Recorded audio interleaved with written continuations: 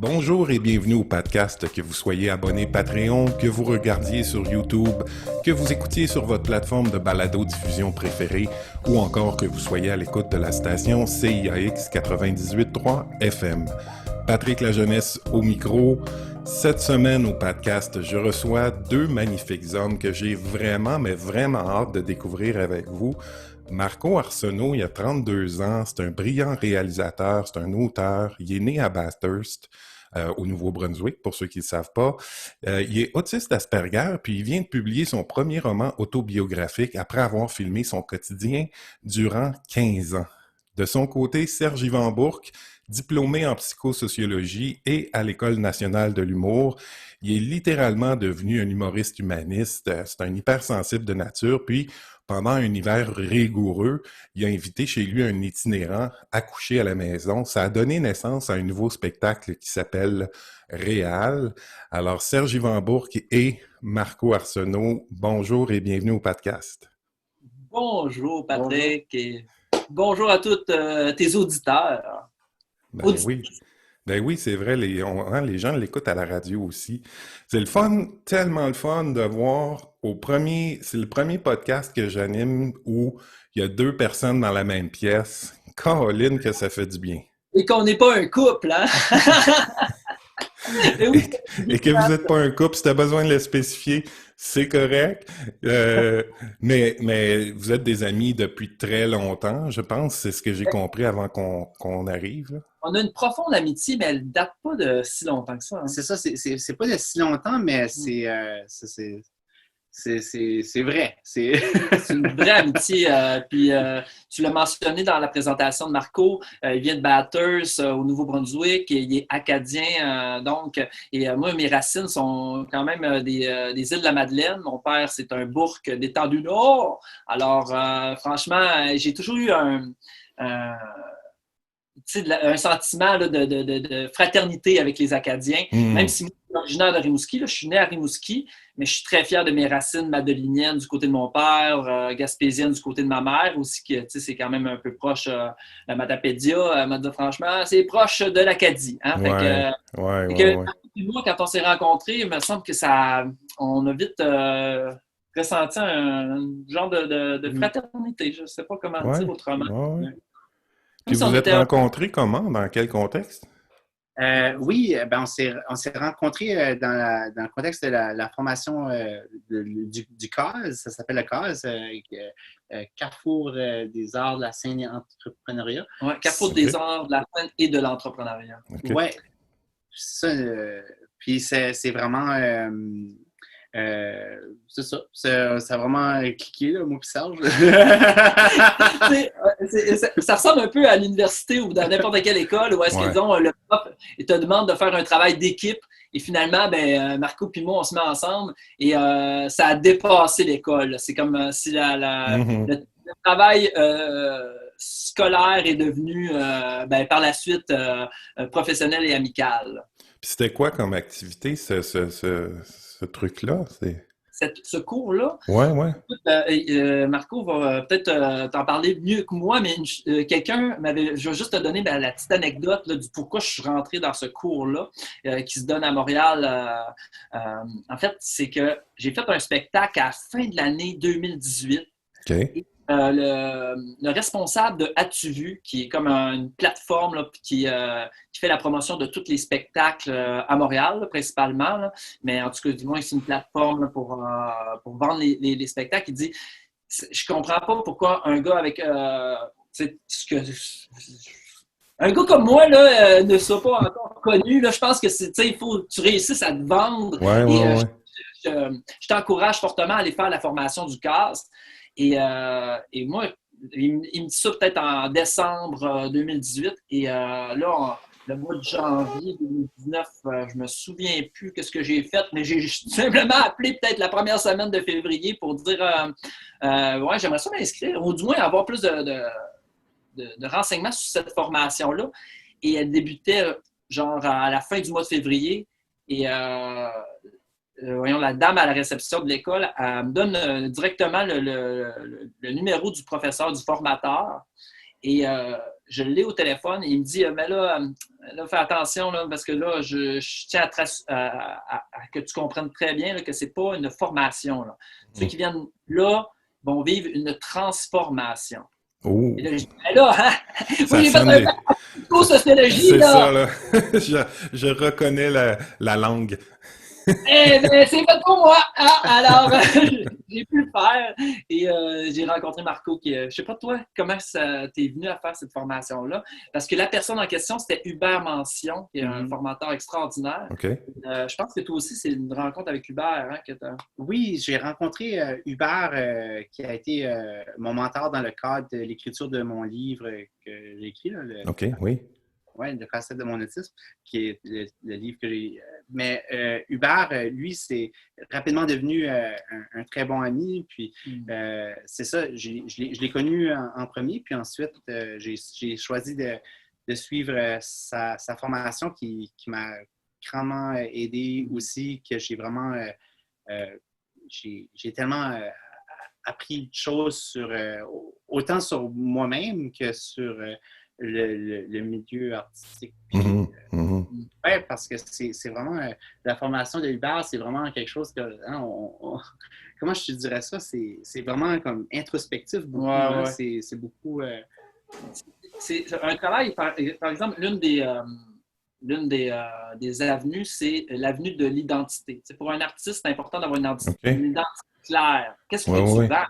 Ben oui. Mais pas de façon superficielle là, pour vendre plus de livres, vendre plus de disques. Non, vraiment une démarche très, très profonde pour savoir vraiment c'est quoi tes valeurs, puis c'est quoi que tu véhicules, c'est quoi tu portes comme artiste. Puis là où est-ce que c'est pas juste une formation, c'est une transformation, parce que quand tu y plonges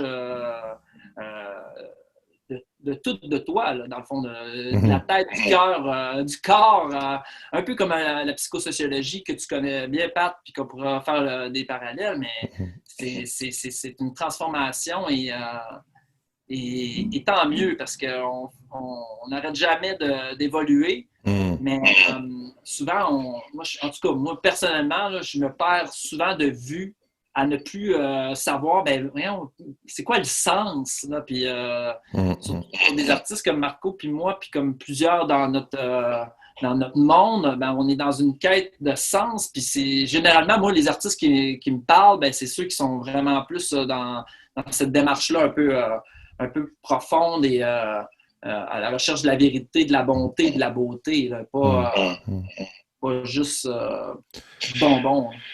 Ça a l'air vraiment intéressant comme parcours ou comme suggestion de transformation éducative. Là. Moi, j'aimerais ça après le podcast que vous m'envoyez l'info là-dessus parce que je suis en plein dans cette démarche-là. Tu sais, j'en ai fait une partie à travers la maîtrise, mais là, dernièrement, depuis le début de la pandémie, j'ai une amie qui est auteur-compositeur-interprète qui fait de l'accompagnement comme ça, puis qui a commencé à m'accompagner, mais elle est super occupée, tu sais, fait qu'on arrive à s'attraper une fois de temps en temps, mais d'investiguer ça, l'identité artistique, je trouve ça super intéressant parce que ça nous fait découvrir à peu près, tu sais, comme toutes les phases de notre vie, de nos valeurs, aussi de notre histoire de vie, parce que d'où ça part, tu sais, d'où ça part dans notre vie, puis c'est un peu ça l'angle de notre rencontre aujourd'hui, tu sais. Puis c'était peut-être tu sais, moi je pose pas vraiment de questions dans mon podcast, mais la seule à peu près que je pose, c'est à partir d'où dans vos parcours vous avez commencé à vous dire j'ai cet appel-là, tu sais, pour les arts dans vos deux cas, là,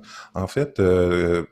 Puis j'aimerais ça, c'est ça, savoir à peu près dans votre parcours de vie où c'est arrivé, comment ça s'est articulé dans votre cœur, dans votre tête, puis c'était quoi le rapport avec le monde aussi là-dedans? Parce que tu disais, Serge Yvan, que il y a quelqu'un à un moment donné qui t'a dit t'as du talent, tu devrais faire quelque chose avec ça, puis ça m'a vraiment fait sursauter cette phrase-là parce que je l'ai entendu, Caroline, que je l'ai entendu dans ma vie. Puis à un moment donné, c'est comme ça devient, en tout cas dans mon cas à moi, là, ça devenait une insulte, cette phrase-là, parce que je me disais, si tu me dis fais quelque chose avec ça, t'es en train de me dire que je fais rien, tu sais, puis ça, là, c'est... Pourquoi tu me dis ça? C'est parce que tu m'as vu faire de quoi de ce que je fais, tu sais, dans le fond, tu me dis ça parce que je viens de te faire une toune ou je viens de te faire un numéro, Tu me dis, hey, tu devrais faire quelque chose avec ça. Ben oui, c'est pas assez, tu sais. Tu devrais faire quelque chose avec ça, mais... Exactement. Tu sais, c'est comme, je t'ai vu essayer, là, mais, tu sais, continue de même. Mais tu sais, je te reçois là-dedans, puis je te comprends par rapport à genre de sentiment d'insulte, mais tu sais, c'est comme si ça va bien aller là, pendant le temps de la pandémie. C'est comme, exactement. Faut pas en vouloir aux gens qui Ouais. disent, ah, mais il faut faire de quoi avec ça, ou ça va bien aller, ou quand tu es en région, puis on te dit, ah, ben tu devrais aller à Montréal pour percer, tu sais. Ouais, mais là, OK. Ah, ben t'es plus patient que moi. T'es plus patient que moi. Quelqu'un qui me dirait va à Montréal pour percer, là, je serais comme. Ah, la mes filles, je suis pas si patient que ça. Non, mais tu sais, moi, je vais dire, si tu payes le loyer au centre-ville de Montréal, pas de trouble, j'y vais demain matin. Fait que je reviens à ma question, c'est ça. De où ça part, tout ça? Marco, je vais te laisser commencer. OK. D'où ça part, si je comprends, à être devenu artiste? Oui, ben dans ton cas, toi, tu as commencé, tu sais, j'ai vu un petit clip où, je sais pas, c'était un clip où on te voit, en tout cas, j'ai vu des photos de toi comme très jeune qui reçoit ta caméra. Tu sais, je pense que c'est un cadeau de fête ou un cadeau de Noël, je sais plus trop. Est-ce que ça part à ce moment-là où, avec une caméra, tu dis, oh là, il y a un élan, il y a quelque chose, tu sais? Oui, c'est là que ça a vraiment commencé, que j'avais reçu une caméra pour... puis, est-ce que je raconte un peu, résume un peu l'histoire? Ben oui, vas-y, ben oui, ça m'intéresse de savoir ça, parce que c'est pas banal quand même, là, de filmer sa vie pendant 15 ans, tu sais. C'est vraiment... Ouais, c'est ça. Il y a toute une histoire, Marco, puis il prend l'espace. OK, ben c'est ça, ben... Je suis pas très bon en interview et à résumer non plus même si c'est ma propre histoire, je ne peux pas vraiment la résumer. Il a fait une excellente entrevue avec Penelope McQuaid, Colin, mais c'est pas très bon, tu sais. Non, c'est ça, puis il a écrit son autobiographie, mais raconter son histoire, non, c'est pas son truc. Non, mais Marco, si ça peut t'aider, là, c'est pas une entrevue, c'est une discussion. Il y a Serge Vivant à côté, tu sais, tu peux même poser des questions toi-même pendant la rencontre si tu veux, tu sais, à m'emmener à Serge Vivant ou à moi, fait que... Je vais t'aider, Pat, à y en poser parce que je connais pas mal son histoire. Yes. J'ai suivi. Ben oui, que j'invite les gens à se procurer. On va le mettre le lien sous la vidéo. Merci, c'est gentil. Ben, OK, je vais essayer de le résumer, puis je sais pas si ça va être long, mais coupez-moi si c'est long. On a tout le temps. OK. Mais c'est ça a un peu commencé, je dirais, parce que quand j'étais enfant à l'école primaire, comme je l'explique dans mon histoire, je subissais de l'intimidation parce que apparemment j'étais différente et que ça dérangeait les autres. Donc, les commentaires que j'avais, c'était vraiment que j'avais l'air perdu. Puis, à un moment donné, l'intimidation est devenue plus grave que juste des paroles. Mais, donc, moi, j'avais surtout retenu que j'avais l'air perdu. Donc, au moment de... c'est ça. Moi, j'ai reçu cette caméra-là à un moment donné. Puis, ça a été le moment où ce que ça a été le cinéma a été comme ma bouée de sauvetage face à l'intimidation, l'anxiété sociale. Puis, j'ai commencé à m'intéresser aussi aux personnages de films qui étaient beaucoup... l'imitation que je faisais quand j'étais plus jeune, mais ça qui est drôle, c'est que c'était l'imitation que je faisais un peu dans ma vie sociale, c'est-à-dire que j'allais chercher des modèles dans les films pour adopter leur comportement parce que j'avais l'impression que les moqueries à l'école étaient reliées à mes expressions faciales parce qu'on me disait que j'avais l'air perdu. Je disais, OK, mais c'est quoi avoir l'air perdu? Puis c'est comment je fais pour... je me disais, le problème, c'est mes expressions faciales, il faut que je les modifie. Puis là, je regardais les comportements dans les films pour essayer de les reproduire, mais ça n'a pas toujours été un succès. Mais je dirais que le message que j'essaie de passer un peu avec mon livre, c'est drôle, mais moi, j'en ris aujourd'hui, là. Mais c'est un peu un cheminement mon cheminement qui m'a amené à vraiment être moi-même, finalement, dans tout ça. Donc, m'accepter, tout simplement, oui. Excuse-moi, Marco, parce que d'autant plus que si tu as imité tant de personnages, Marco, il a imité Tom Cruise pour essayer d'être comment faire avec les Oui, j'ai lu ça pour savoir comment draguer. Puis quand est arrivé le temps de le faire, je pense que ça n'a peut-être pas donné les résultats comme dans le film, là. Ouais, c'est ça, c'est vraiment drôle. C'est un peu intense là, d'embrasser à la Tom Cruise quand voyons. C'est notre première date, tu sais. Ben, je veux dire, c'est parce que dans le temps, j'avais pas étudié les bonnes scènes, tu vois. C'était pas des scènes de première rencontre, disons. Là, puis, c'était comme celle où c'est rendu dans la passion intime intense, là. Ah oui, c'est ça. Ouais. Tu sais, t'as fait Tom Cruise, t'as fait Jim Carrey. Tu sais, il y avait tellement de personnages d'imiter John Travolta dans Grease ou n'importe quel autre. Ouais. En sorte que, bien sûr, lui, ça a été tout un chemin de finalement se trouver. Là. Il n'est pas un personnage, là. Il est Marco Arsenault. Oui. Mais moi, je trouve ça fascinant. Sérieux, là, vraiment fascinant parce que il y a tellement à apprendre pour le monde dans cette démarche-là. Tu sais, au sens où, puis entre parenthèses, Marco, moi, c'est Jim Carrey, c'est pas mal mon acteur préféré all over de toute ma vie, là. Puis, tu sais, dans la famille, il y a des gens chez moi avec tu sais, qui sont comme dans le spectre. Puis, mon garçon, il a été évalué, mais moi, je l'ai jamais été. Mais je me sens vraiment comme en contact avec ton expérience parce que j'ai vécu un peu ça, l'intimidation un peu moins parce que j'étais quand même hyper verbal puis démonstratif, mais c'était beaucoup emprunté. Puis emprunté comme tu l'as fait au film, aux expressions faciales. Je me demandais, OK, puis particulièrement s'il y avait un groupe puis qu'il fallait que je m'intègre dans une discussion de groupe, Moses que c'était difficile, ça. Tu sais, d'essayer de trouver la porte d'entrée, la phrase qui va faire que tu vas rentrer dans la discussion des 3-4 personnes qui sont dans le cours d'école sans que tu aies l'air weird, puis à 100% des cas, j'avais l'air weird.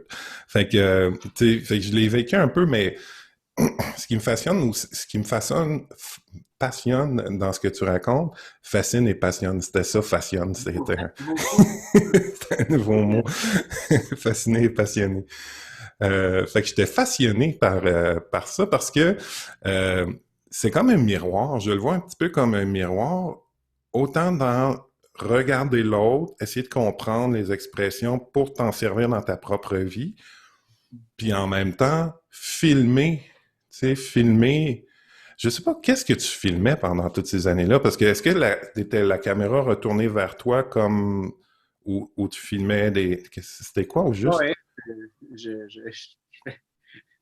Est-ce que tu filmais tout? Je veux dire tout. Je veux dire, il y a des moments, c'est sûr, il y a des moments où je filmais pas, c'est sûr, ça arrivait, mais je veux dire, je filmais, je veux dire, pas mal n'importe où j'allais avec ma caméra, là. Je veux dire, chez moi, quand les gens qui venaient me visiter, là, quand je les accueillais à la porte, la caméra était comme ça, mais... c'est le même que je l'ai accueilli tantôt. Mais, excuse-moi, c'était quoi la question? Dans le fond, c'est ça. Il n'y avait pas vraiment de question, là. Je disais juste que Ah oui, c'est ça, je me demandais un peu, c'était quoi est-ce que tu avais des sujets de film, tu sais, dans le sens où, est-ce qu'il y avait une ligne directrice de réalisation où tu te disais, c'est cet angle-là, ou c'était juste comme je filme tout, puis, tu sais, est-ce qu'il y avait des choix?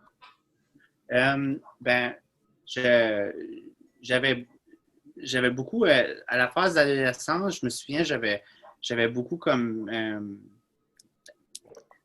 c'est parce qu'il y avait deux choses. Il y avait le fait que, moi, dans le temps, je le raconte dans mon livre, que je percevais beaucoup la vie comme un film, puis comme que j'essayais de aussi être plus accepté dans mes interactions sociales, être accepté à l'école. Tu sais, je souhaitais faire de ma vie un film en même temps. Donc, je documentais un peu, mais j'étais en train de créer quelque chose aussi en même temps, mais j'étais beaucoup dans la comédie.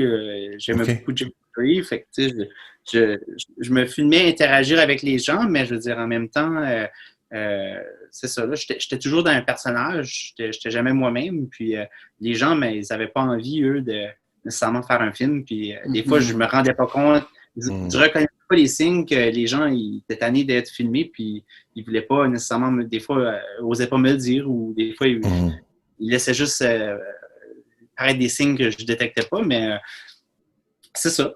Puis l'autre côté de ça, c'est que avec la motivation de vouloir être accepté en travers de personnages, puis filmer ça, j'ai appris après à visionner ce que j'ai filmé, puis de comprendre que, OK, j'ai dérangé les gens, OK, ça, c'est les cues sociales.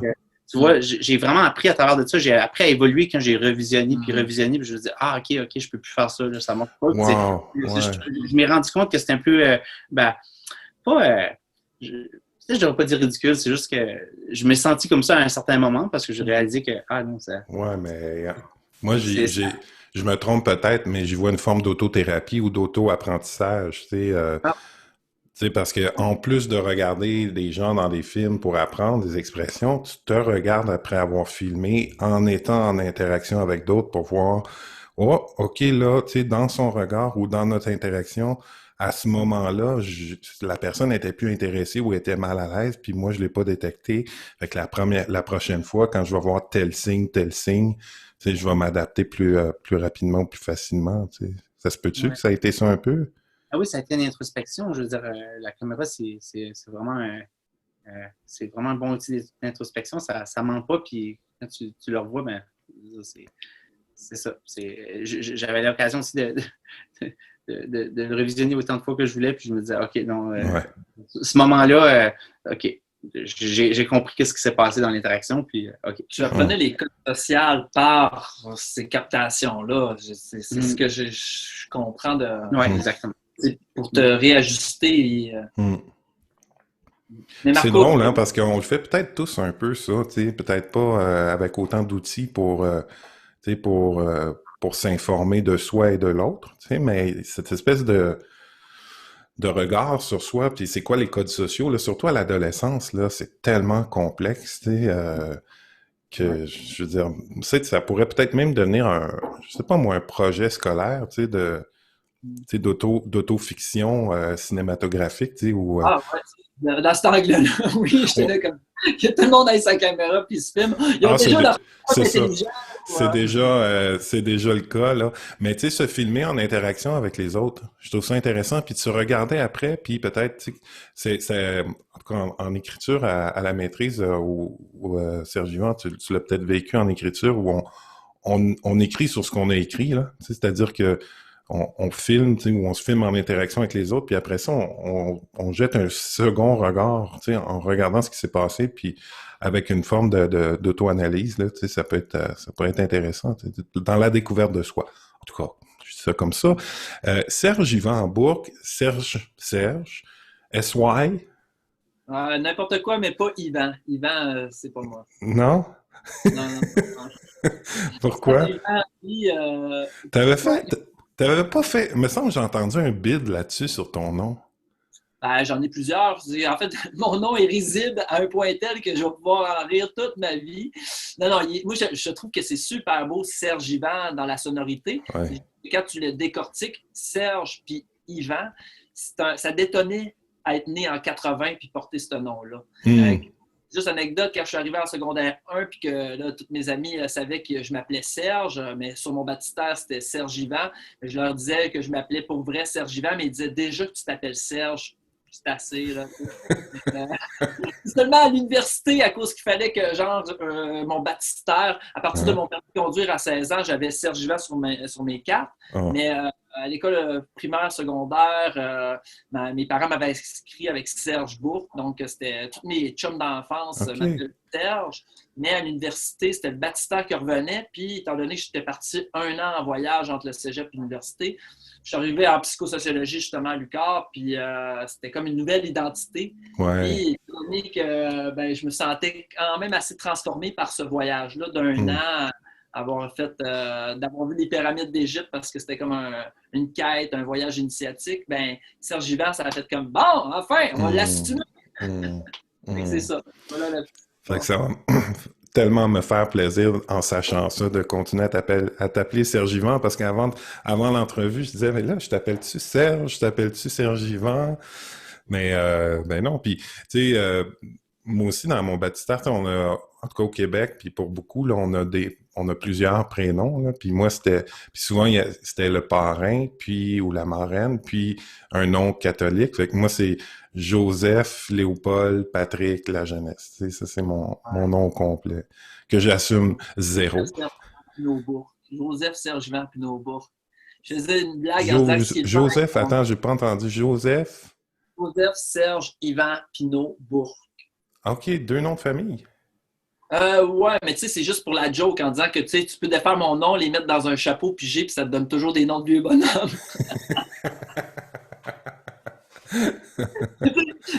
Bon, contrairement à Marco, puis peut-être à toi, Pat, moi, c'est bizarre, mais tu sais, Serge, jamais personne n'a ri de mon nom secondaire. J'ai jamais eu de surnom même. C'était Serge. J'avais même pas de surnom. J'ai été chanceux, moi, par rapport à peut-être chanceux, pas d'intimidation outre mesure. En fait, j'ai eu une fois de l'intimidation, puis c'était entre la 6e année et le secondaire 1. Okay. C'est parce que la plupart de mes amis, moi, je venais de Rimouskiès, qui était une petite municipalité, et ma gang était toute plus vieux que moi. Puis j'étais comme bon dans les sports, c'est niaiseux, mais j'étais comme athlète masculin de l'année en soccer dans l'Est du Québec. Je performais hockey, soccer, c'était mes 2 sports de prédilection. Puis j'avais plus une gang de bums, tu sais, puis on fumait des petites cigarettes, puis on vidait le bar de nos parents, puis tu sais, je sais pas, mais il m'avait comme rejeté juste avant que je monte en secondaire 1. Puis, tu sais, je me suis retrouvé tout seul cet été-là, mais bon, c'est l'été, je joue au soccer, puis je fais les Jeux du Québec, je représente l'Est du Québec aux Jeux du Québec. Toutes les équipes me prennent pour aller dans leur tournoi. J'ai juste joué au soccer, finalement, mais j'arrive en secondaire 1, un peu tout seul, mais pas tout seul, parce que j'ai comme confiance. Finalement, ça m'a comme plus servi, mais je sais pas, en fait, on dirait que je suis comme j'ai pas subi de l'intimidation. Comme Marco puis moi, on disait, Marco, il est comme différent, mais il ne se sent pas différent. Puis moi, je me suis senti différent, mais je suis pas différent. Puis en tout cas, on parlait de différence. Puis à être pas, tu sais, c'est pas facile, peu importe nos histoires ou quoi que ce soit. Des fois, moi, je fais comme, moi, j'ai rien vécu de si grave que ça. Mais finalement, tu sais, ce qu'on porte, il peut être pesant, même si c'est juste d'avoir un titre de genre athlète masculin de soccer dans l'Est du Québec quand t'as 12 ans. Crime, finalement, c'est lourd à porter, ça. Tout à fait. Je sais pas si t'as écouté le podcast avec Boucard, là, mais il en parle de ça quand il arrive au Québec avec sa valise que lui, il imagine, tu sais, sur sa tête, tu sais, puis une valise lourde, là, tu sais. Puis c'était magique parce que dans cette rencontre-là, il confie que c'est Jeanne-Marie qui l'a aidé à défaire ses valises, tu sais, puis à enlever du poids de tout ça, là. En tout cas, si vous l'avez pas vu, là, c'était vraiment une belle rencontre. Puis, Jeanne-Marie, Caroline, qu'on l'aime, tous ceux et celles qui elle aussi, elle m'a aidé à enlever du stock dans mon bagage. Existentiel. Oh yeah, c'est sûr. Si tu rencontres Jeanne-Marie, ça vient avec. Compassion. Ouais.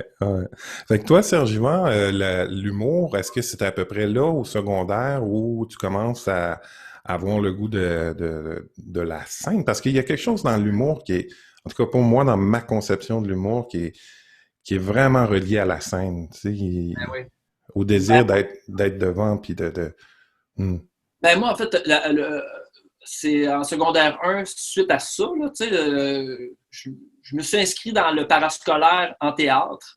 Okay. Et on était 2 gars pour 30 filles. Alors, je me suis dit, c'est une excellente nouvelle! Mais finalement, non, mais je vais être sûr d'avoir un bon rôle. Tu comprends que pourquoi la nouvelle? Et finalement... T'avais-tu écouté Top Gun pour comme être sûr d'être prêt, là? Non, mais...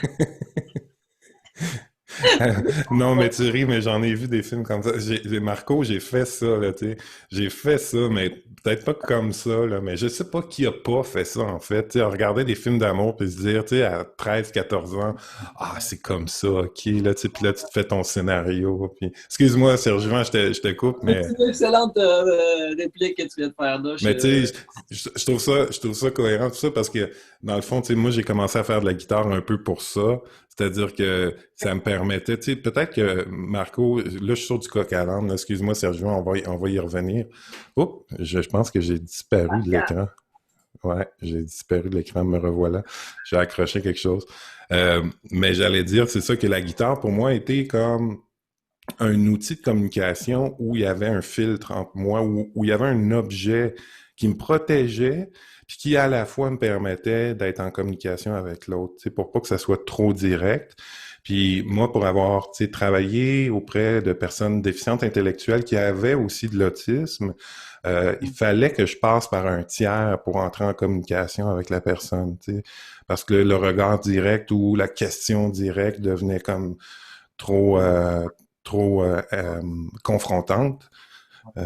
Fait que là, je me demandais, Sergivant, toi, dans ça, parce que là, tu dis il y avait beaucoup de filles, est-ce que c'était en même temps? Peut-être je savais pas qu'il allait y avoir autant de filles. C'est juste que il essaie de donner des rôles. Les pièces au secondaire, souvent, c'est une pièce avec plusieurs rôles, puis là, parce qu'il y a plusieurs personnes qui veulent en faire, mais c'est majoritairement féminin, en effet, le théâtre. Là. Puis les arts de la scène en général, probablement. Et à ce moment-là, ben moi, les 2 gars, on n'avait eu aucun rôle, mais ils nous avaient donné un rôle de figuration où est-ce qu'on faisait un couple et je faisais la fille. J'étais comme, hey, il y a 30 filles, puis c'est moi qui fais la fille dans un couple, dans un rôle de figuration. Mais j'aimais tellement ça, ces midis-là, c'était peut-être un midi par semaine, mais j'étais tout le temps là, même si j'avais rien à faire, autre que de divertir le monde, puis... Et je remplaçais chaque personne qui n'était pas là. Fait que je donnais la réplique et au bout de peut-être à 1 mois avant la représentation, ben, j'avais remplacé une fille tout au long de l'année. Fait qu'on m'a donné le rôle parce que dans le fond, je l'avais ce rôle-là, je le savais, je le connaissais. Et quand il est arrivé le temps du spectacle, j'avais comme 2 rôles, c'est niaiseux, mais tu sais, je suis revenu, mon rôle de figuration faisait en sorte que je revenais 2 fois.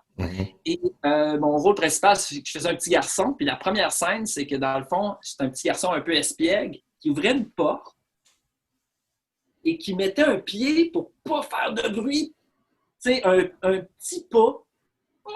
Et là, tout le monde est parti à rire. C'était la première scène de ma vie, tu sais, j'ouvre une porte, je mets le pied sur la scène, le monde part à rire. Tu sais, c'est quand même dans l'histoire, j'aurais voulu réécrire mon histoire du pourquoi j'ai voulu faire rire le monde sur une scène, mais tu sais, ça pouvait pas être mieux écrit que ça. Là. Et, je fais ce spectacle-là, c'est comme une révélation. Je veux faire de la scène toute ma vie. J'ai 13 ans, secondaire 1. Mais il aura fallu attendre à 17 ans, en secondaire 5, où est-ce que j'ai animé le show de secondaire 5. C'était la première fois que j'écrivais ce que je jouais. Pour faire vraiment, je veux écrire ce que je joue. Et d'où un peu l'humour, parce que c'était pas... l'animation de secondaire 5, c'était humoristique. Et j'ai voulu rentrer à l'école de l'humour à 18 ans, tu sais, à ma première année de cégep, mais j'avais laissé un numéro de téléphone. Puis en 99, j'avais pas de cellulaire, puis on n'avait pas de répondeur, pas d'afficheur. Fait que l'école de l'humour a essayé de m'appeler, mais on n'était jamais là avec essayer. Fait que moi, je rappelle dans le mois d'avril, mais quand est-ce qu'elle est mon audition? Mais on est passé de l'humour, qui leur revenait l'année prochaine. Oh non, oh non. Le prof de théâtre, parce que j'étais en or et lettres profil théâtre, il dit c'est un signe, c'est pas en humour, tu dois aller, c'est en théâtre. Puis là, moi, j'étais comme, je vais aller voyager parce que j'ai comme l'appel du voyage. Puis quand je suis revenu, ben, au lieu de faire humour ou théâtre, quoi que ce soit, qui c'est que je rencontre pas dans un café de Rimouski? une femme rwandaise, mais je savais pas qu'elle venait du Rwanda, mais que là, elle est là, et tout. Mais moi, j'étais en train de parler de mon voyage avec une amie, puis là, à un moment donné, je fais « Ah! J'ai oublié de payer le parcomètre! On est sur Saint-Germain, le ski, c'est l'endroit qui craint le plus pour payer des tickets. » Puis bon, en tout cas, il y a des choses dans la vie. Bonne fin de journée, tout le monde! Je m'en vais, tout le monde part à rire dans le café, mais là, je rentre dans le café, tout le monde se tait, je fais « Ben, j'ai oublié de payer mon café! » Il y avait Jeanne-Marie qui riait de moi comme ça. Hey, jeune homme, venez ici. Mais là, madame, il faut que j'aille vite voir si j'ai pas un ticket. Je vais te faire ça rapidement, je te verrai dans mon bac. Je prends une chaise, je m'assois, puis je dis, ben, c'est pas à tous les jours qu'on se fait offrir un bac, que je peux bien payer un ticket pour ça, pour passer à côté. Fait que, depuis, je suis rentré en psychosociologie et j'ai voulu faire une maîtrise, mais étant donné qu'on m'a refusé à la maîtrise, ben, j'ai fait un show.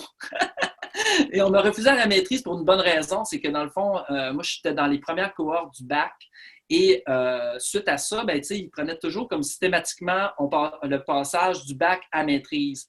Mais avec un peu un manque d'expérience, de comme, OK, mais qu'est-ce que tu t'en vas réfléchir pour ton approche psychosociale et tout, si tu n'as pas d'expérience terrain, etc. Donc, moi, j'ai été comme le premier à être refusé.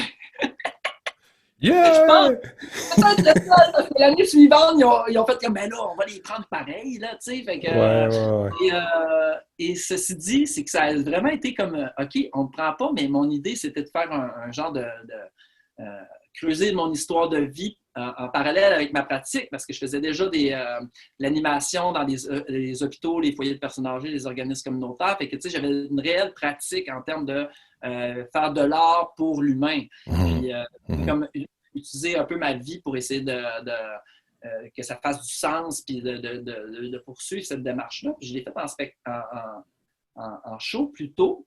Ça vraiment, c'est pour ça que je fais comme vraiment depuis le début de ma carrière de l'humour psychosocial, et voire même avec le cours du CAS en quête d'identité. Là. Mais moi, au début, je faisais à la blague, je suis un psychomique. Tu sais. Ben oui, je l'ai entendu souvent, puis j'ai hésité à utiliser le terme, parce que je me disais, je sais pas s'il l'utilise encore. Mais plus que ça, il faut que je le revendique. Je suis le seul et unique psychomique. Tu sais, c'est comme...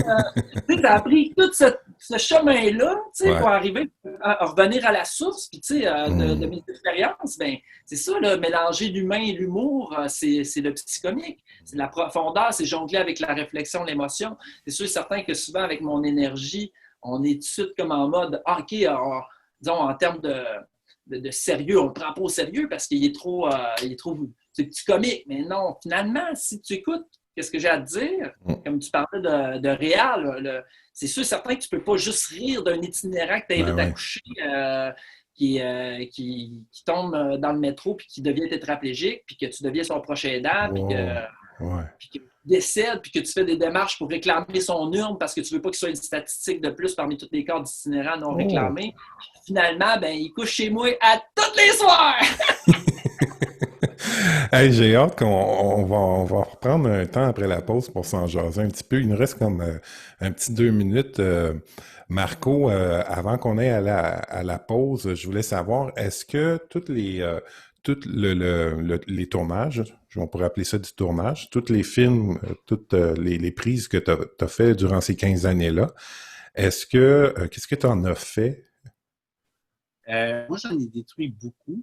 Mais c'est drôle parce qu'il y avait justement j'avais un ami dans le temps qui il venait chez moi puis il empruntait mes cassettes que je filmais tous les jours, puis il en empruntait à coup de vingtaine à la fois, puis il en ramenait une vingtaine, puis il en ramenait une vingtaine de nouveau chez eux. Puis il écoutait ça avec son religieusement. Oui, il écoutait ça tout seul dans sa chambre, il riait tout seul avec son popcorn. Puis... c'est cool. Wow! C'est donc bien cool, ça! Quand même. Mais t'en as fait de quoi de vraiment extraordinaire, là? Lui, ça a été fait des copies de ça. C'est pour ça que j'en ai autant aujourd'hui. Ah ouais, c'est lui qui les a conservés pour toi. Ouais, ben il se faisait des copies, puis lui, c'est comme... comment on appelle ça? C'est une autre forme d'autisme. En tout cas, il y avait un toc cinéma, là, c'est clair. Fait qu'il en est resté... Il en est resté une gang. Puis est-ce que tu as fait comme un montage avec ça ou? C'est drôle parce que je fais une web série avec ce qui me reste d'archives de ma vie. OK. Ouais. Ah Puis ça oui? s'annonce excellent. Juste avant le podcast, là, il m'a présenté un épisode. Moi, j'avais déjà vu son premier épisode, que, tu sais, vraiment, là, ça donne le goût de suivre Marco. Mais le deuxième, là, tu sais, on parlait de qu'est-ce qu'il faisait au début avec sa caméra, là. Il faisait des films d'horreur. Il m'a dit, franchement, tu regardes ça et tu fais comme, oh my God, il aurait pu se passer quelque chose de grave, là. Tu sais, des cascades en vue-là. Puis, mais ce qui est drôle, c'est que l'autre jour, Serge m'a montré ces archives vidéo que j'étais impressionné de savoir qu'il y en avait autant. Puis, on préfère une web série parce que. Le truc scénique là, qui a été capté sur scène. Là, mais c'était vraiment pas ceux qui venaient chez nous, là. Ouais, c'était vraiment ses débuts, hein, sont tous captés. J'aimerais ça voir ça, moi aussi. Puis je savais pas, je savais que tu avais une web série, mais je savais pas qu'il y avait des extraits dedans. Écoutez, on va prendre une petite pause, puis on va revenir à partir de là. La web série, je veux vraiment m'entendre parler, puis de ton côté, Serge Yvan, cette expérience-là avec Réal, là, parce que là, on peut l'avoir en spectacle avec cette lecture humoristique-là, mais en tout cas, on se prend 2 minutes. Alors, nous revoilà au podcast avec Serge Yvan Bourque et Marco Arsenault. On vient de prendre une petite pause, puis je pense qu'il s'est passé des affaires dans nos têtes puis nos cœurs pendant cette pause-là. Puis là, Serge Yvan, il allait me confier quelque chose, puis j'ai comme fait « attends, je pèse sur record. » En fait, c'est pour t'envoyer des fleurs, Pat, parce que franchement, la première partie m'a fait du bien. On a pris une petite pause, puis là, j'étais en mode « Ah, mais ça fait donc bien du bien. » Et je reconnais le fait que, donc, tu as osé faire un podcast. Puis je te félicite. Je t'envoie toutes les meilleures ondes du monde pour que ça se poursuive, parce que moi, j'ai un petit peu toujours ce défi-là de oser. Parce que je suis bien bon pour monter sur une scène, je suis bien bon pour me pitcher dans le monde, mais pour que ça soit public. Pour que ça soit comme sur les réseaux sociaux, mettre une vidéo sur YouTube, j'ose pas, là. J'ai comme pas envie de montrer ce que je fais. Mais par contre, j'aimerais ça que le monde vienne me voir là, sur scène. Là. Je fais un spectacle, venez, parce que ça, c'est comme ça, c'est ma zone de confort. Pour réussir à ce que du monde vienne me voir en spectacle, il faut que je sorte de ma zone de confort pour peut-être faire des séries web, faire des podcasts et tout. Donc, je comprends. C'est inspirant ce genre de rencontre-là qu'on a aujourd'hui. Je te remercie, Serge Yvan, puis je dois t'avouer que moi, j'ai comme le même élan, tu sais, dans le sens où faire le podcast, c'est pour moi une façon de me garder en recherche, de me garder en lien avec les gens, tu sais, fait que vraiment j'ai une facilité à oublier qu'il y a du monde qui vont le voir après, tu sais, fait que pendant que je suis là, puis quand je fais du montage, j'évite de me regarder parce que je déteste ça, tu sais, puis on se l'est dit avant le podcast que la formule vidéo, parce que le podcast est en audio et en vidéo, la formule vidéo, je la fais parce que je sais qu'aujourd'hui, les gens, ils veulent voir. Ils ont de la misère à juste écouter ou lire un livre. Ils veulent voir. On est à l'ère du visuel. Donc, c'est un petit peu un compromis que je fais parce que, personnellement, j'ai pas besoin de me voir la bête sur un écran. Fait que quand je fais du montage, là, je suis comme, OK, je fais ça vite. Puis, tu vois, ça fait partie de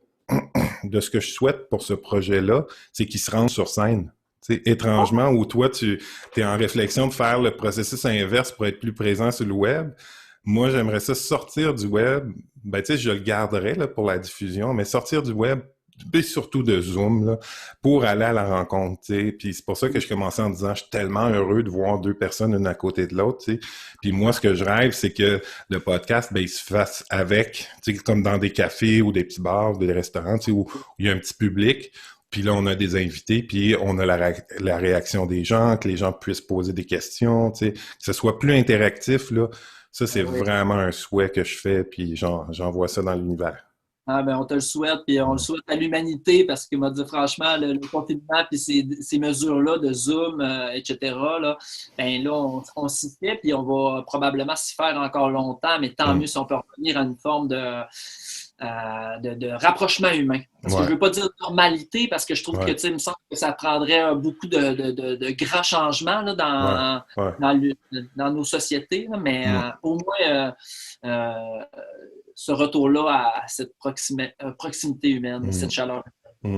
Puis avant la pause, on parlait de la web-série de Marco, puis toi, tu mentionnais, ça t'a comme donné des idées, tu le disais, tu sais, pour peut-être faire un truc comme ça, ou tu sais, puis même moi, excusez, j'ai un petit chat dans la gorge, même moi, dans le podcast, il y a des gens qui m'ont dit, tu devrais apparaître plus, tu sais, mais là, je dis, j'apparais en masse, là, j'occupe la moitié de l'écran, là, mais ce que ça voulait dire, c'était pas ça, c'était en dehors du podcast, tu devrais faire des vidéos où tu racontes ta motivation, tu racontes ta propre histoire de vie, tu sais, que je fais par petites bribes dans le podcast, mais l'idée, c'est de vous laisser la place, tu sais, pas d'être, moi, la personne là, qui se raconte autant.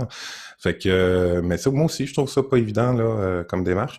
Mais si ça te dit, Serge Yvan, je peux te donner un coup de pouce avec ça. Moi, ça va me faire tellement plaisir. Ben oui, vraiment. Là, oui, je garde ta perche bien notée parce que si jamais là, je me décide de faire des podcasts ou autres, là, je te signe avec joie. Puis Marco, c'était quoi l'intention, toi, dans la web-série quand tu as commencé ça? Ça fait combien de temps que c'est en ligne, ça?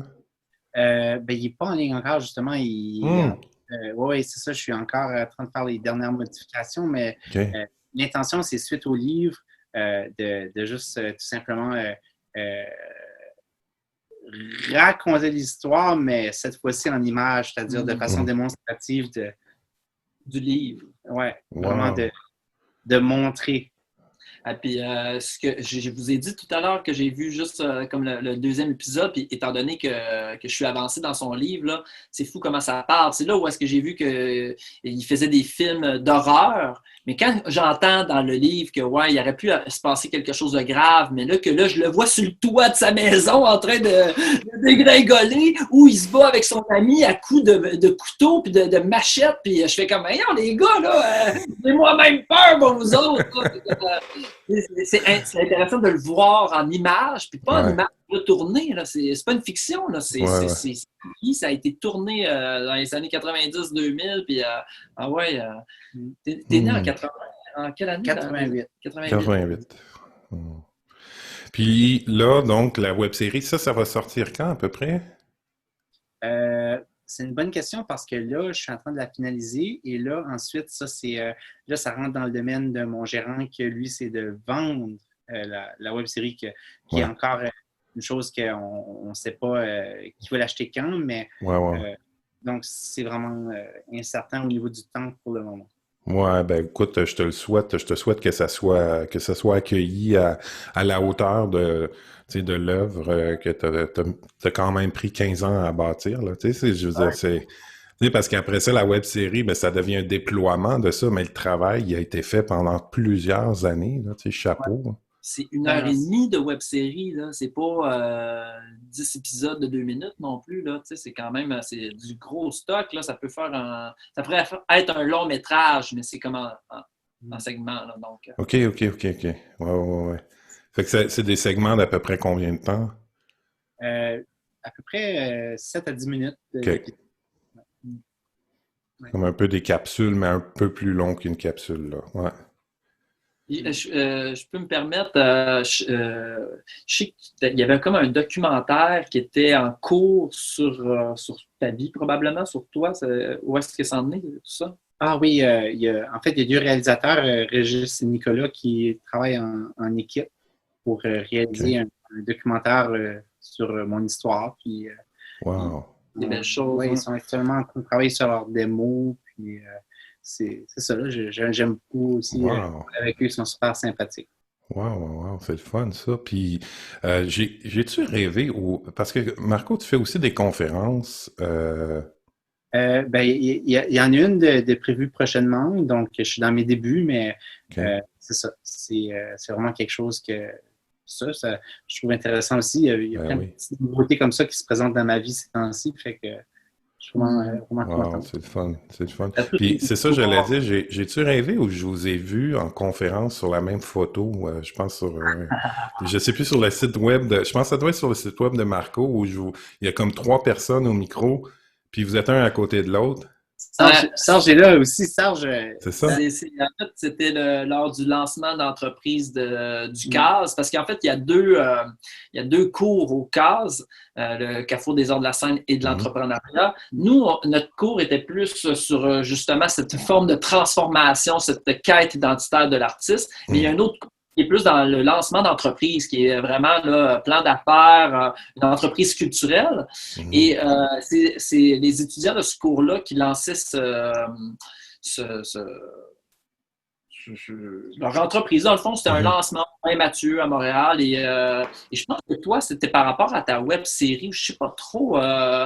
Oui. Mais en fait, c'est le seul de notre gang qui était là, Marco. Puis moi, dans notre gang, j'étais l'animateur, le co-animateur avec Emilia Tamko. Une excellente co-animatrice. Elle nous regarde. On te salue. Tu veux en dire son nom? Parce que quand moi je parle, ça coupe tout. Là. OK. Emilia Tamko. OK. Franchement, j'espère de faire d'autres projets avec elle. Là. Ça avait été une belle paire. On ne se connaissait pas avant de co-animer ça ensemble. Et c'est Marco qui a gagné le prix As-tu vu? Le prix justement pour un peu mieux diffuser son entreprise, en fait, ce qu'il est. Et fait que probablement, c'est cette photo-là avec Emilia, moi puis Marco. Exactement, c'est cette image-là qu'on voit. Puis c'est ça, Serge, une très grande, beaucoup de charisme, une grande aisance sur la scène. Puis c'est vrai, hein, moi, je trouve que tu fais super bien ça. Puis, mais comme tu disais, tu es plus allé sur la scène que en vidéo, c'est ça? Oui, moi, en fait, c'est drôle parce que Marco, on fait le même cours, puis l'année passée, j'animais des soirées Je ris, donc je suis à Montréal, puis j'étais comme, vous êtes les bienvenus, puis je pense que Marco, c'est le seul de ma gang qui est venu. Mais là, le jour où est-ce qu'il est venu, alors on prend une bière, puis on en prend 2, puis on en prend 3, mais il y a toute la gang d'humoristes, puis il y a Marco qui est là, qui observe, puis qui dit pas un mot, mais c'est devenu tout de suite, lui, c'est mon chum! Mais on regarde une petite gêne encore. Mais on a vraiment eu des bonnes conversations ce soir-là, je me souviens, je ne vais pas le dire parce que c'est quand même des discussions animées. Oui, des confidences aussi. C'était super. Oui, il y a des confidences, c'est sûr. On ne les fera pas toutes dans ton podcast. Tu nous feras. Non, c'est ça. Mais moi je dis toujours de Serge, je dis que c'est devenu quelque chose qu'on dit tout le temps, là, mais j'ai tout le temps dit qu'il était drôle et touchant. Tu sais, dans le sens c'est vraiment, moi, c'est comme ça que je vois Serge, puis c'est aussi sa présence sur scène. Moi, quand je vois Serge sur scène, c'est vraiment, je vois pas un personnage, je vois vraiment, c'est vraiment comme quelque chose qui, une belle intention, une belle énergie qui dégage, puis comme, quand je dis que Serge a du charisme, je parle pas de... pour moi, du charisme, c'est vraiment comme, tu sais, quelqu'un qu'on a envie d'écouter, qui dégage une belle énergie, que, tu sais, c'est vraiment... il est vraiment à découvrir, Serge. Ouais, vraiment. Puis moi, je suis allé voir juste quelques extraits là, qui étaient disponibles sur le web. Puis j'ai adoré ton énergie aussi, Marco. Pardon, Serge Yvan, sur scène. J'ai pas vu Marco encore sur scène, mais ça va venir, je le sens. Non. Il l'a vu, parce que le côté animateur, c'est une chose, mais le côté animateur, moi, c'est que j'adore animer parce que l'animateur, c'est celui qui fait des passes sur la palette, c'est celui qui met en valeur les autres, un peu comme ce que tu fais, Pat, avec ton podcast. C'est vraiment... je prends la lumière et disons que j'ai à présenter Marco, je la remets à Marco. Je suis un transmetteur de lumière. Mais quand c'est mon spectacle, c'est comme si... déjà en partant, les spectacles que Marco a vus et qui me suivi dans cette époque-là, l'année passée, c'était vraiment réel. C'était l'aboutissement du spectacle de réel. Et il l'a vu à la Comédie de Montréal en rodage. Je pense que tu l'as vu parce qu'il m'avait proposé, Marco, hey, mais si t'as besoin de quelqu'un pour filmer, mais je suis là. C'est clair, c'est clair. Filmer pour que je puisse me réécouter. Uh-huh. Ça a été super, là. Puis, je l'avais présenté au Minifest et tu m'as filmé à ce moment-là. Et le Minifest, c'est un petit festival, c'est comme le 57e plus gros festival à Montréal. C'est un nouveau festival d'humour, mais fait un peu de façon artisanale par des humoristes, pour des humoristes. Je trouve ça intéressant pour ça. Ouais, je connais le Minifest. En fait, je suis un peu un geek d'humour parce que j'écoute un podcast depuis 2016, là, depuis qu'il a été mis en ligne, qui invite que des humoristes. C'est quelque chose qui m'a toujours attiré aussi, l'humour. Puis j'ai fait une petite capsule, à un moment donné, une pub pour le podcast. Puis c'était, sans le vouloir, c'était humoristique. Puis j'ai comme, il y a cette fibre-là. Fait qu'à un moment donné, je vais monter un 5 minutes, puis je vais t'envoyer ça. Puis... Pat, sais-tu quoi? Le confinement m'a fait évoluer vers... Tu sais, il y a eu la distanciation sociale, mais moi, je pense que je vais avoir une distanciation avec l'humour, mais avec tout l'amour que j'ai pour l'humour. L'humour, pour moi, c'est de l'humilité et de l'amour. Donc, j'en ai de l'amour pour l'humour. C'est juste que avant d'être un psychomique, quand que je me cherchais, en fait, je revendiquais être un monologuiste. Ouais. Un monologuiste pour avoir la permission de jongler avec le rire, la réflexion et l'émotion. Et comme ça n'a pas de case dans le Conseil des arts, le monologuiste, durant le confinement, j'ai eu la chance de faire un Facebook Live au Dimanche du Conte. J'étais programmé au Dimanche du Conte pour faire mon spectacle réel. J'étais supposé présenter réel. Mais ça ne me tentait pas devant mon écran de refaire des histoires que je connais. Fait que j'ai écrit un nouveau spectacle, mais c'était une première ébauche, là. Mais c'était conte-urbain d'un psychomique de région. Et là, le psychomique a vraiment comme pris sa place. Yeah. Et je crois que je me rapproche plus du conteur qui a le droit d'être drôle, et qui a le droit d'être touchant, qui a le droit d'être... Donc, tu sais, là, je suis comme un peu plus en mode, OK, oui, mon CV, oui, mon background est plus dans le milieu de l'humour. J'ai fait l'école de l'humour, mais... Dans le futur, je crois que les scènes, les festivals du conte, des trucs comme ça m'attire, ça m'appelle, ça m'interpelle pour me donner la permission de me laisser être plus touchant que dans le milieu de l'humour. Souvent, ils reconnaissent le côté touchant, mais c'est pas sexy pour juste pour rire. Je veux dire, en 6 minutes, là, soit plus drôle que touchant, disons. Un numéro là, de gala. Là, fait que, probablement qu'il y a moyen de, selon le contexte, quand c'était dans un festival, c'est clair qu'ils veulent du condensé, mais il y a sûrement moyen, puis je suis certain que tu le fais, d'arriver à faire entrer cette sensibilité-là, même quand c'est compacté, là, parce que de toute façon, tu l'apportes en toi, fait que peu importe comment ça va être le delivery, ça va. Le Minifest, il laisse la permission d'avoir des projets comme ça. Puis ça, j'ai accouché de réal, accouché façon de parler, là, pour dire que je l'ai transporté jusque-là. Puis, justement, réal, parce que c'est de ça un peu aussi, on parlait de la web série de Marco, puis toi, ton expérience avec réal. C'est arrivé, ça fait combien d'années de ça?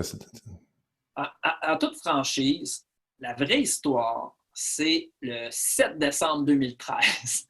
Je m'en rappelle très bien parce que j'avais emménagé avec ma blonde. En fait, j'avais emménagé avec ma blonde à mon retour d'une série de spectacles en France. J'avais été 70 jours en Europe, puis j'avais fait 30 spectacles à l'automne 2013. Et je reviens et ma blonde, elle a une coloc pour 1 mois.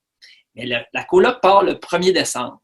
Donc, à partir du 1er décembre, c'était la première fois que j'habitais avec ma blonde, juste nous deux.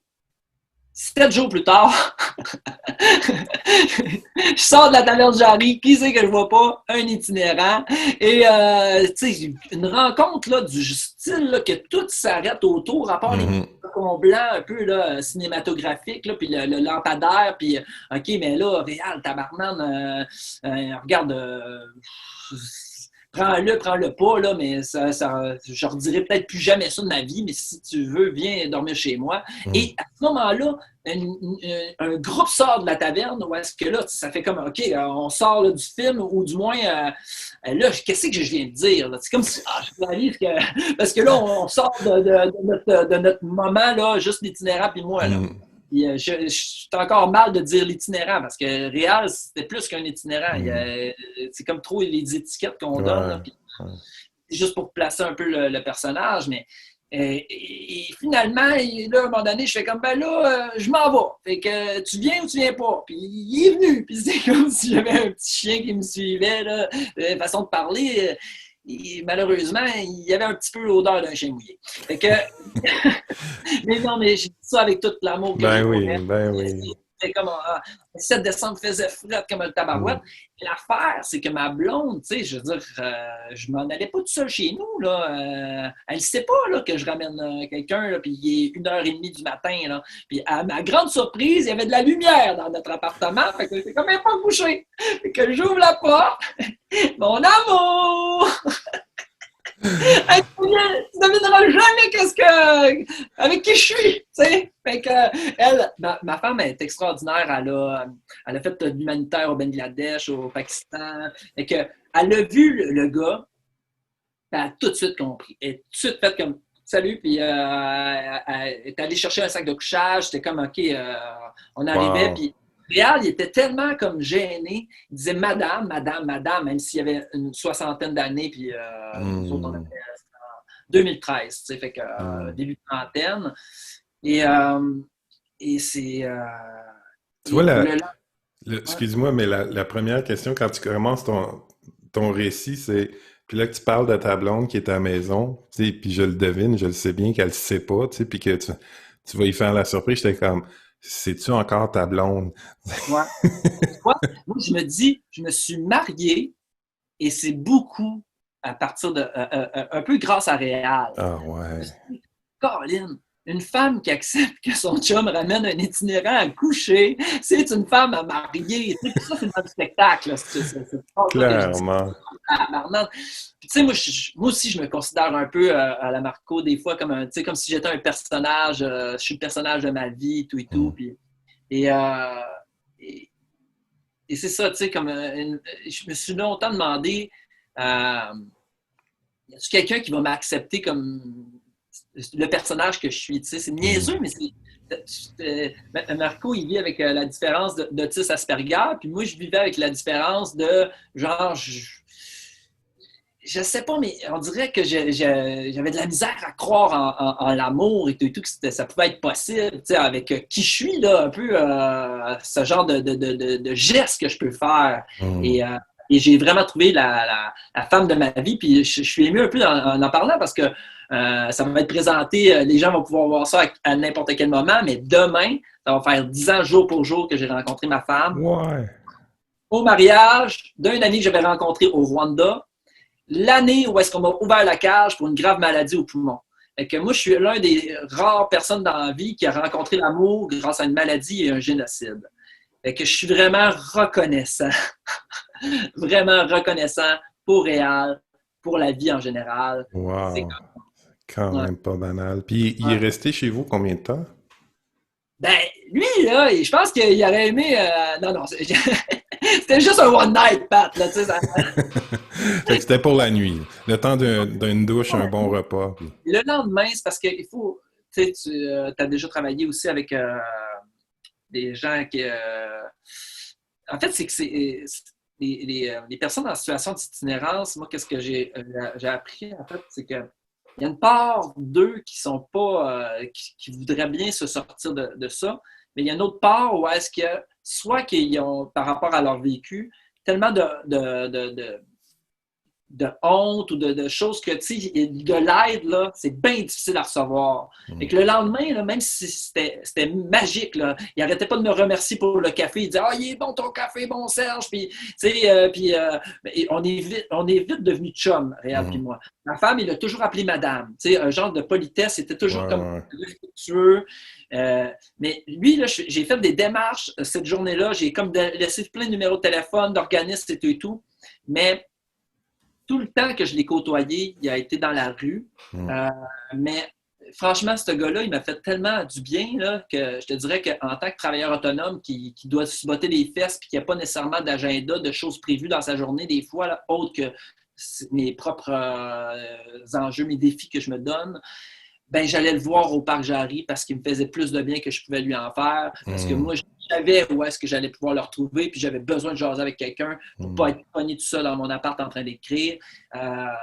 Et finalement, ben, tu sais, ça a été une relation où est-ce que quand je ne l'ai pas vu pendant une couple de semaines, puis que je l'avais invité à venir voir mon show, Je ris donc je suis, puis il n'est pas là, puis il y a quelqu'un qui me dit « Hey, c'est toi, là, l'humoriste là, qui fait des jokes sur Réal, parce que tu sais, j'en faisais un spectacle, mais toujours en disant « Réal, il faut que tu viennes, là, je parle de toi, puis tout. » Puis il dit « Ben, tu sauras qu'il est tombé dans le métro, puis il est parti en ambulance, mais on ne sait pas il est où. » Là, je m'en vais parler aux gens qui étaient un peu ses chums dans le métro, puis ils disent là, tu sais, t'es notre seul espoir. Là. Puis moi, j'ai appelé le lendemain, tu sais, tous les hôpitaux, puis c'est pas de nouvelles. Puis quelqu'un me dit, appelle la ligne là, qui est répartie, je pense que c'était le 311 qui répartit toutes les ambulances, ils savent retracer ça.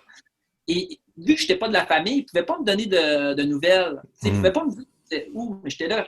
Ouais, mais là, moi, là, il n'y en a pas de famille. Si moi, je ne le retrouve pas, là, lui, là, il est tout seul là, et tout. Et comme de fait, ils m'ont cru, puis ils m'ont donné l'endroit où est-ce qu'il était. Et je suis devenu comme une bénédiction pour le travailleur social qui s'occupait de son cas. Puis il est devenu tétraplégique. Fait que ça a été toute une histoire. Là, puis l'ironie un peu là-dedans, c'est que moi, j'avais sorti d'école de l'humour en faisant un personnage de tétraplégique jovialiste. C'était mon numéro. Je faisais un tétraplégique jovialiste. Je fais un numéro sur un itinérant que j'ai ramené à coucher. Puis l'itinérant que j'ai ramené à coucher devient tétraplégique. Faut faire attention à ce que j'écris la prochaine fois. Aïe, aïe, aïe. Mais toi, t'as une histoire. Puis parce que je veux parler avec Marco aussi, là, mais j'aimerais ça que tu me dises par rapport aussi à... J'ai lu ça quelque part, il a fallu que tu te battes pour récupérer ses cendres quand il est décédé. Non, me battre, non, c'est plus le fait d'avoir une célébration. C'est ça. Ouais. Qu'est-ce qui a été... C'est la Maison du Père qui nous a aidés pour faire une célébration en son honneur.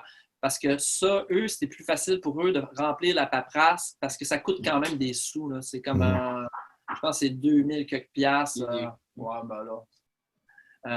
Je pense que c'est un colis là, pour dire qu'il est arrivé quelque chose chez nous. Puis, mais si c'est un itinéraire, en tout cas, on va aller voir! Vas-y. Non, ben, ça va me donner l'occasion, justement, Marco, de te poser la question. Bon, on va faire un podcast d'unboxing. On va faire la place à Marco, bien sûr, parce que... Oui, bien, en fait, j'allais... on peut terminer sur la cérémonie. Par contre, je veux savoir comment ça s'est passé.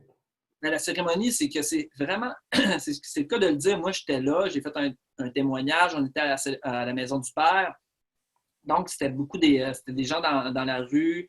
Ça a été bien... ça m'a touché tout ça, cette cérémonie-là. Puis moi, j'avais une photo avec ma fille. En fait, ce qui est drôle, c'est que moi, j'allais le voir, mais j'ai eu une fille dans les mêmes temps ou presque. Il y a eu son accident en novembre 2015, puis ma fille est née le 2 janvier 2016. Fait que moi, j'allais le voir toutes les semaines, novembre-décembre. J'ai même été le voir à Noël avec ma femme qui était comme enceinte et tout. Une semaine plus tard, ma fille naît. Puis les enfants en bas âge n'étaient pas admis. Puis là, tu sais, vie de jeune papa, tout, c'était un peu plus compliqué. Fait que j'y allais à peu près une fois par mois. Et quand ma fille s'est mise à marcher, ben, on a fait comme, hey, là, les enfants en bas âge, là, comme, elle est assez grande. Et qu'on l'a amenée. Puis j'avais comme fait comme, hey, ma fille, là, c'est Papy Réal. Tu sais, puis là, il était tellement ému. On a pris une photo, tu sais, avec notre famille. Puis cette photo-là, ben, je l'avais à la Maison du Père. Puis comme ben moi, j'étais en lien avec la Maison du Père, ben eux autres, moi, je suis parti là, après la célébration. Là, je partais pas avec son urne, puis tout. C'est eux qui m'ont rappelé en disant, mais là, est dans notre bureau. On ne sait pas quoi faire. Tu sais, t'es le seul lien. Ouais. Tu sais, je suis allé la chercher.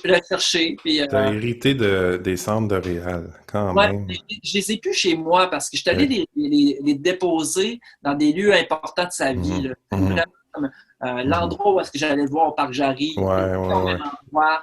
J'allais les déposer. J'ai Ouais. gardé son urne, puis son urne est comme un bel objet pour moi, vraiment symbolique, où est-ce que je mets comme les faire-part de mes grands-parents qui sont décédés. C'est comme Ouais. un objet sacré là, pour Ouais, moi. ouais. Puis c'est drôle, il m'est venu comme l'image que, tu sais, de toute façon, tu sais, ses cendres en tant que telles, là, tu sais, Réal, il voulait pas passer plus qu'une nuit chez vous, là. C'est que ça aurait été longtemps pour lui sur une tablette, puis tu sais. Bon, ça. En Puis effet, il n'y a pas besoin de rester plus longtemps. Il aime mieux être dehors. c'est ça. Puis je me disais, quand tu parlais après ça, tu sais, qu'il t'a invité au parc Jarry, puis tout ça, je me disais, ben, à quelque part, ouais, tu sais, tu l'as reçu une nuit, mais il t'a reçu après aussi, là, tu sais, il t'a reçu, puis pas à peu près, là, dans son environnement, puis Tellement donné. Là, puis là, ouais. on fait la passe à Marco, mais Oui, à donner là, tu sais, pour que je puisse faire même un spectacle là, sur lui. Là, tu sais, je lui suis très reconnaissant. Puis c'est hmm, pas pour rien que le titre du spectacle, c'est réel. Tu sais. ouais, J'ai ouais, cherché longtemps. C'est quoi le titre? C'est quoi le titre? C'est quoi le titre?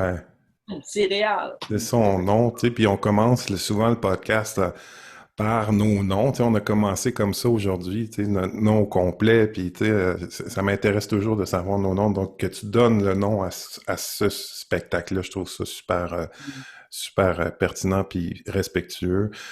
Marco, la question qui m'a venue en tête, c'est celle qu'on a posée presque en début de... Ben, c'était pas une question, en fait, c'était ma réaction un peu impatiente quand on me dit t'as du talent, tu devrais faire quelque chose avec ça, là.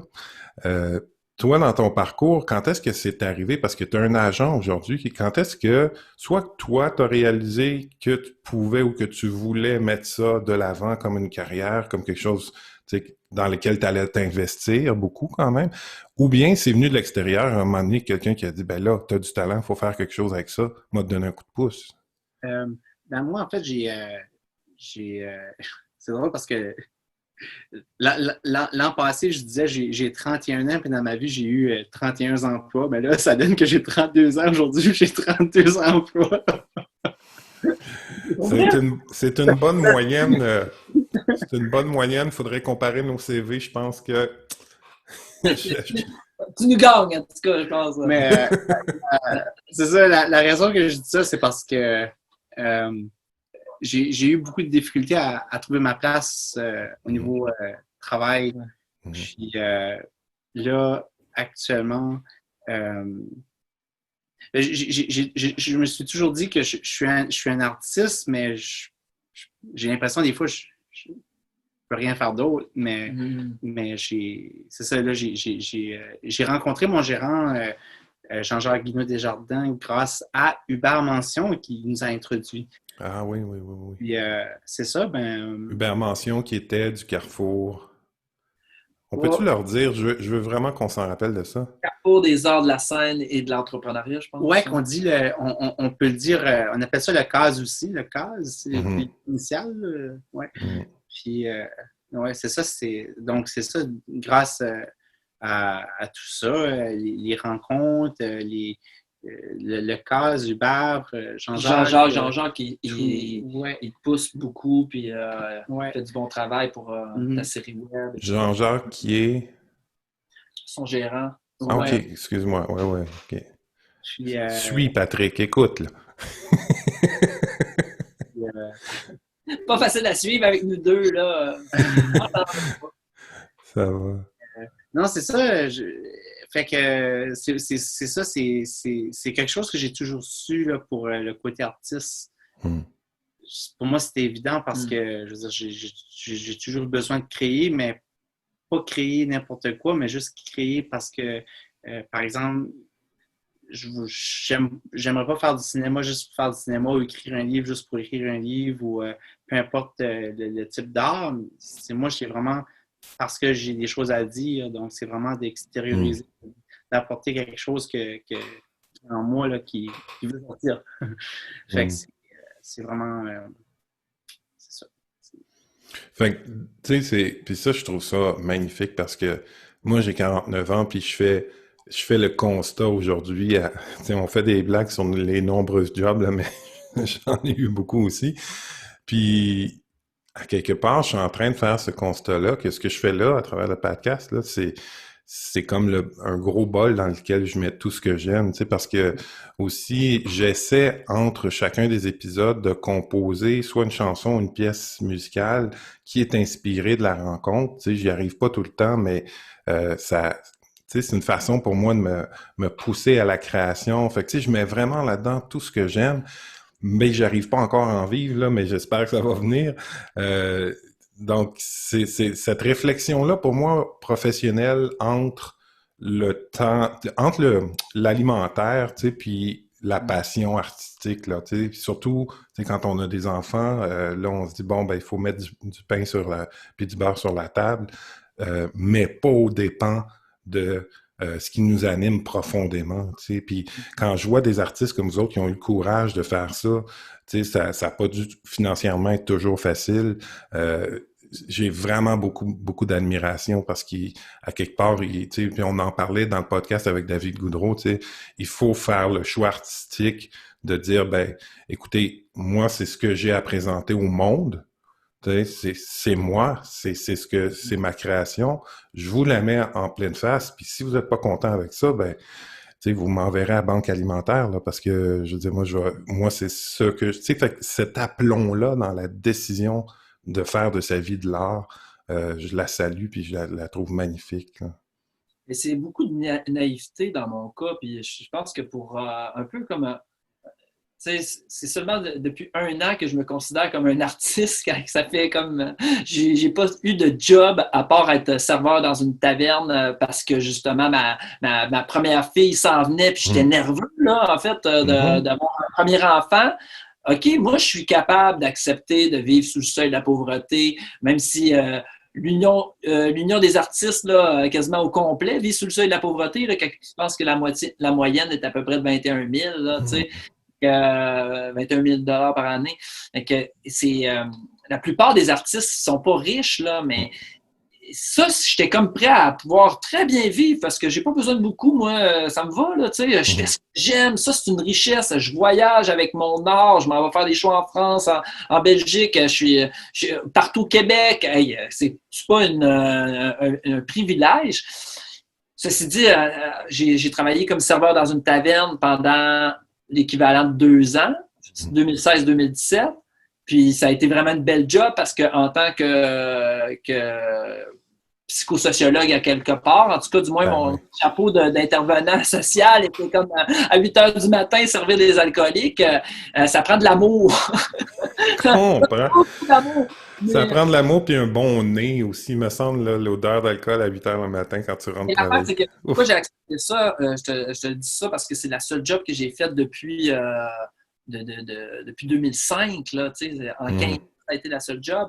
Mais elle était super riche parce que j'avais approché le patron de la taverne pour animer des soirées d'humour. Et lui, il a dit, t'es humoriste de la relève, puis ta blonde est enceinte, puis je t'ai fait le job de serveur. J'ai accepté. Oh yeah! Et ce patron-là, qui s'appelle Jean-Marcel, est devenu comme un second père pour moi, un père adoptif. Il est tellement extraordinaire, Jean-Marcel. Il venait faire la minute du boss aux soirées Je ris donc je suis après l'entracte. OK, c'est la minute du boss! Il venait, tout le monde l'aimait.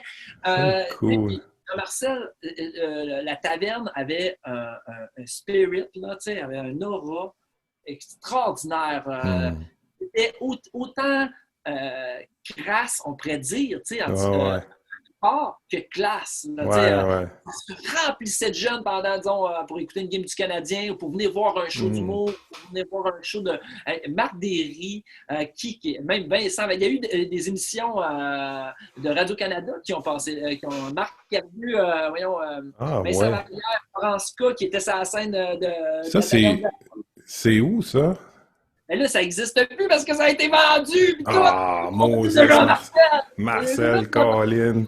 Non, ben là, c'est parce que, tu sais, lui, avec sa minute, là, à un moment donné, il s'est dit, hey, non, là, j'ai une carrière, là. Mais ça, je trouve ça vraiment le fun parce que tu as fait comme, même pendant que tu travaillais, il y avait toujours ce lien-là entre ta passion artistique puis la job, entre guillemets, là, tu sais. Fait que t'as pas décroché de toi-même pendant ce temps-là. Je faisais quand même pas tant de chiffres que ça. C'était juste pour me donner une sécurité pour que ma fille arrive. Quand la taverne a été vendue, ça a fait comme, je n'ai pas besoin de cette sécurité-là parce que ça va très bien les affaires. Mais bon. Bon. Hey, il reste, tu sais, ça paraît pas là, mais il reste 2 minutes à notre rencontre. J'aimerais ça savoir, hein? Les gars sont comme, non, on fait commencer. J'aimerais ça savoir un peu vos projets à venir, parce que bon, tu sais, la pandémie, ça a bougé pas mal d'affaires, ou plutôt mis des choses sur stop pour bien des artistes. Marco, qu'est-ce qui se passe dans les prochaines semaines, les prochains mois? Là, c'est ça. Actuellement, je commence à rassembler mon brainstorming un peu d'idées pour un prochain livre, puis éventuellement aussi un spectacle. Fait que c'est ça. Oh yeah! Je le savais! Je le savais! J'ai dit tout à l'heure, la scène n'est pas loin. Je le savais. Ouais. Ah, ça, c'est super. Puis, as-tu déjà une idée du spectacle? Qu'est-ce que ce serait? Pour le moment, je garde ça. C'est ça, suspense un peu. C'est entre nous deux, là.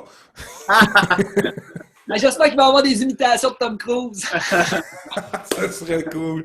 Puis Jim Carrey, quand même, Jim Carrey, là, déjà que. Non, mais c'est quelque chose. Il est excellent en imitation, là.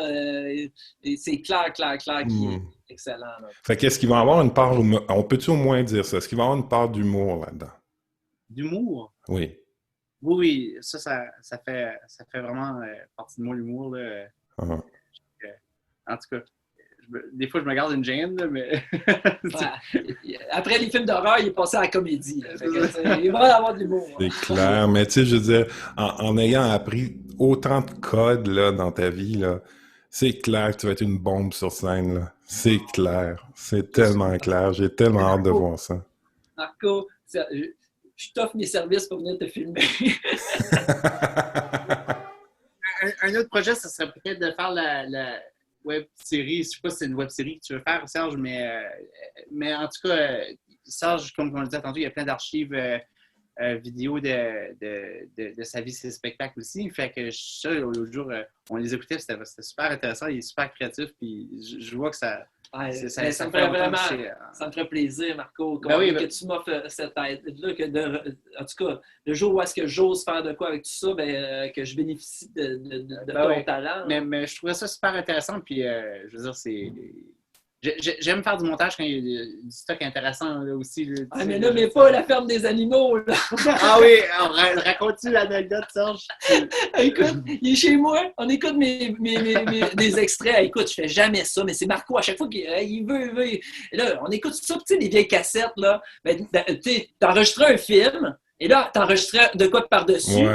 Ton extrait de scène fini, qu'est-ce qui apparaît pas? La ferme des animaux de George Orwell, mais tu sais, en forme de cinéma. Puis là, il y a un cochon qui monte sur une estrade puis qui parle à toute la communauté des animaux. Puis là, il fait ça, c'était mon dernier show, là. Ah oui. Écoute, on a assez ri pour ça, là. On aurait écouté, il y a des expressions faciales de Serge le Cochon. Ouais.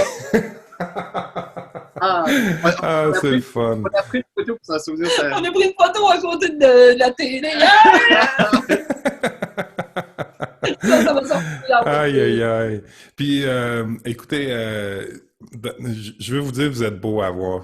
Cette complicité-là, là, c'est tellement beau à voir. Puis c'est évident là, que je veux dire, vous allez continuer à travailler ensemble, là, c'est sûr. Serge Yvan, rapidement, on a dépassé un peu. C'est quoi tes projets pour les prochaines semaines, les prochains mois? Moi, en fait, j'aimerais vraiment, au courant de l'année, travailler le conte urbain d'un psychomique de région pour faire en sorte que ce soit mon nouveau spectacle. Et ça, je me donne l'année fin 2020 puis début 2021 pour travailler là-dessus. C'est vraiment un projet qui me tient à cœur.